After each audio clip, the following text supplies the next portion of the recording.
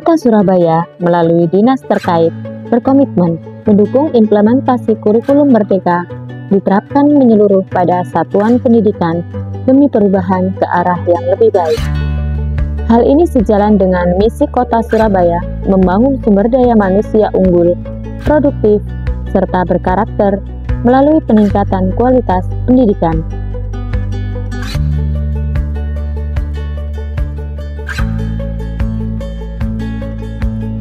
Di SDN Wonokusumo 544 Surabaya menyambut baik kurikulum merdeka untuk langkah menuju pendidikan yang lebih adaptif, relevan, dan berpusat kepada peserta didik untuk langkah menuju pendidikan yang lebih adaptif, relevan, dan berpusat kepada peserta didik.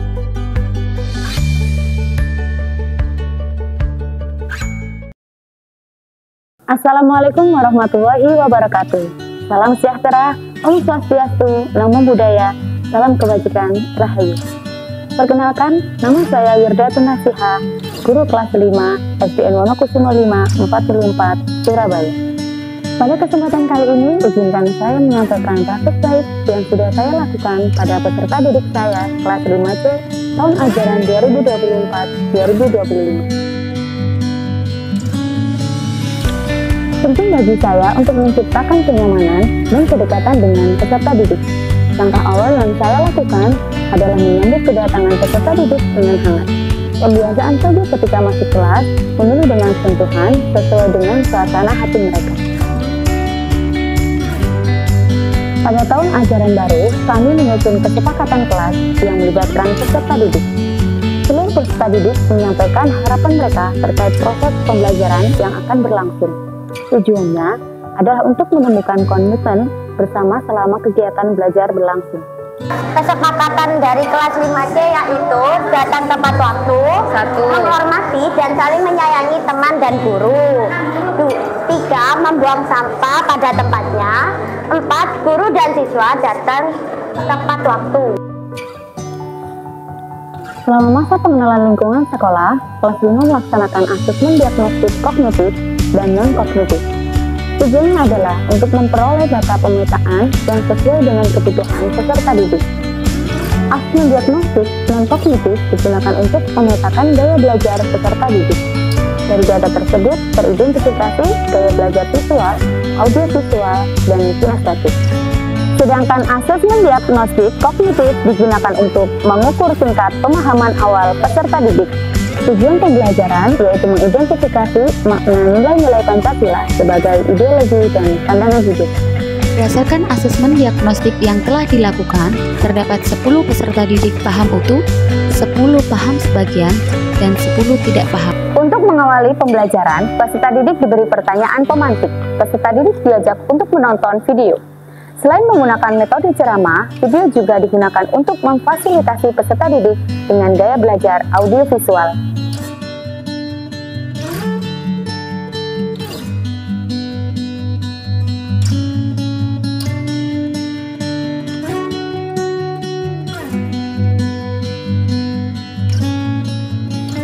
Berdasarkan hasil asesmen yang telah saya lakukan, saya membagi 3 kelompok belajar di kelas. Kelompok 1 untuk peserta didik yang pemahamannya utuh. Kelompok 2 untuk peserta didik yang paham sebagian. Kelompok 3 untuk peserta didik yang belum paham. Setelah itu, saya mengajak peserta didik untuk bermain game bersama anggota kelompoknya. Peserta didik dengan gaya belajar kinestetik akan lebih memahami materi pembelajaran dengan cara melakukan gerakan dan mempraktekkan hal-hal seru lainnya secara langsung agar pembelajaran lebih bermakna.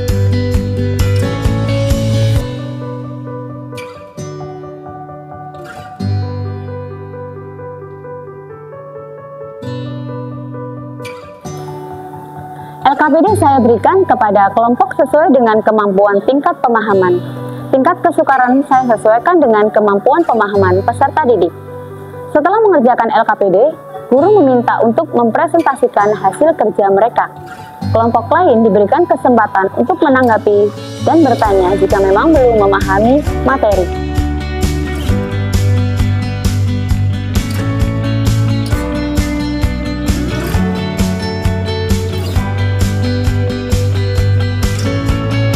Ya, silakan.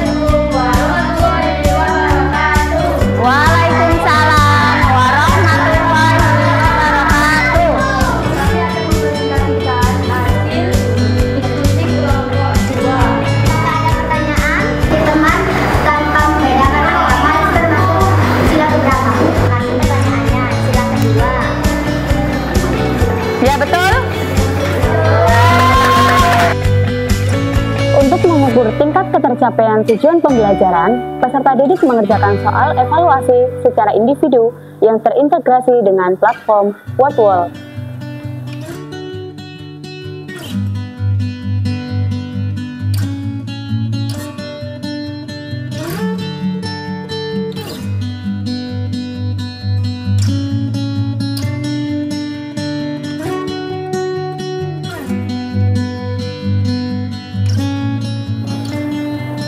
Setelah itu, peserta didik melakukan refleksi pembelajaran.